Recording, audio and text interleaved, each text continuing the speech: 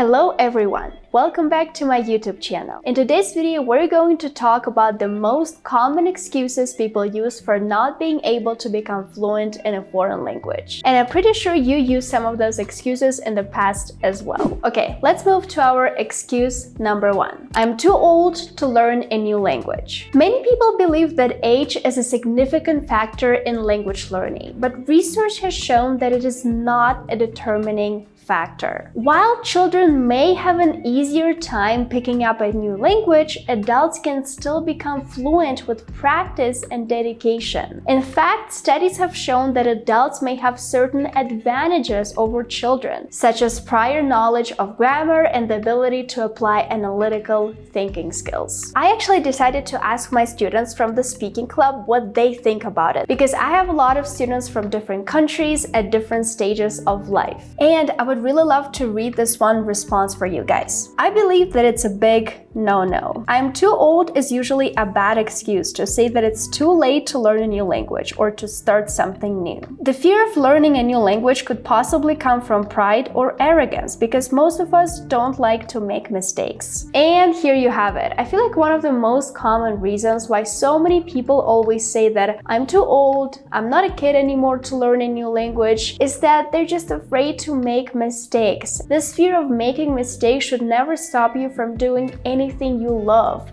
including learning English. Before we move on to our second excuse, I want to tell you guys a little bit about PDFelement. PDFelement by Wondershare is a fast, affordable, and easy way to edit, convert, and sign PDF documents across all your electronic devices. And now guys, I'm gonna grab my computer and show you how I use PDFelement to add text and change my PDF files. This is the document I used for one of my English classes. I especially love PDFelement when I read in English, and especially when I read articles in English, newspaper articles. I like this squiggly line and click on squiggly. Let's see, you're reading this paragraph, right? And you don't know the word remarkable. So you can just do this and add this little squiggly line. Another feature that I absolutely love is called text call out. So basically, again, it's perfect for learning English. You click on the word remarkable, and then you have this little box. Basically, I use it to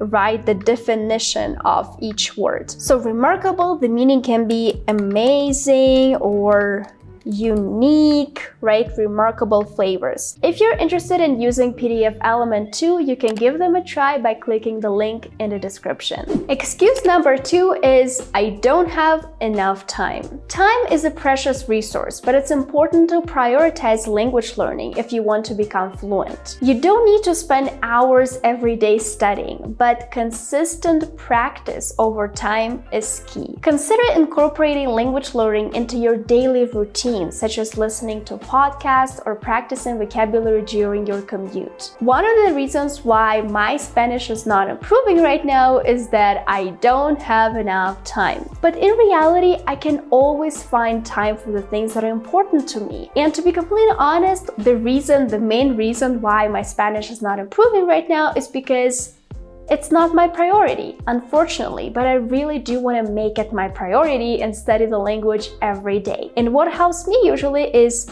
establishing a routine and telling myself, okay, Veronica, every day at 3 p.m. you have to study Spanish. Excuse number 3 is I'm not good at languages. Many people believe that they're not naturally gifted at learning languages, but the truth is that language learning is a skill that can be developed with practice. You might need to try different methods and strategies to find what works best for you. For example, some people may prefer a more structured approach with textbooks and grammar drills. Well, I don't think it's the best approach, but for some people it works. While others may prefer a more immersive approach with authentic materials and conversation practice, which works a lot better, and I have a video about it right here. I do believe that this authentic approach, when you try to focus on the input, works the best. And again, guys, on my channel, I have a lot of videos where I talked about why doing grammar drills might be so boring for some people, and what to do to change it, what to do to make English learning a fun activity. And plus, I think that a lot of people who work a lot, who study English a lot, might even get offended when you just say, oh, you know, you're just talented, you have a natural gift. It makes you feel pretty bad. And at the same time, when people try to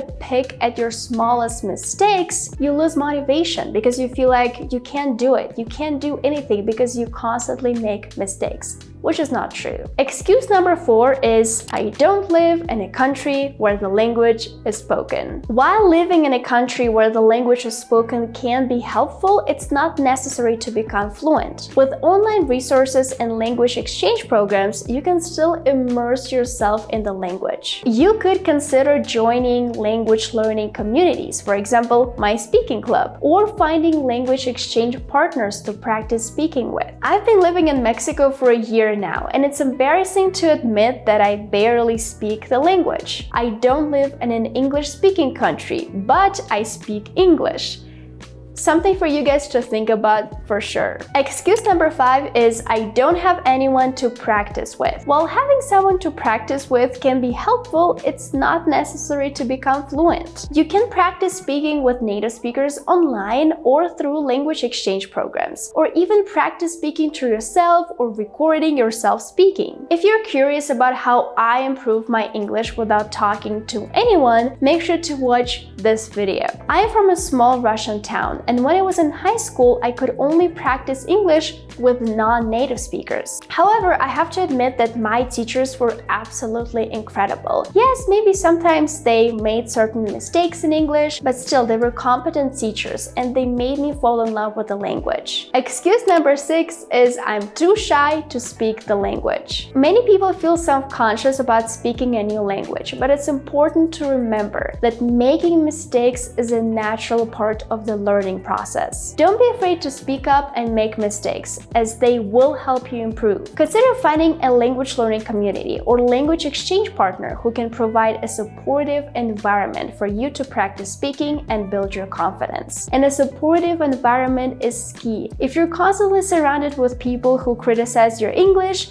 you will not improve. If you're surrounded with people who support you and who cheer you on, you will improve. You can also practice speaking in low-stakes situations, such as ordering food at a restaurant or asking for directions, to gradually build your confidence. And that is exactly what I do with Spanish. I always try to speak Spanish when I talk to Uber drivers or when I order food. So those are some of the most common excuses people use for not becoming fluent in a foreign language. If you find yourself using any of these excuses, try to reframe your mindset and approach language learning with a growth mindset. But at the same time, don't be too harsh on yourself. Coming up with excuses is absolutely normal, and we all do that. However, you always have to remind yourself, what's your goal? What's your goal in English learning? If your goal is becoming more advanced, more fluent in English, then yes, you should try to refrain from using all of those excuses and start actively learning the language. Thank you guys so much for watching. As a reminder, you can click the link below and try PDFelement for yourself to edit, convert, and do whatever you want with your PDF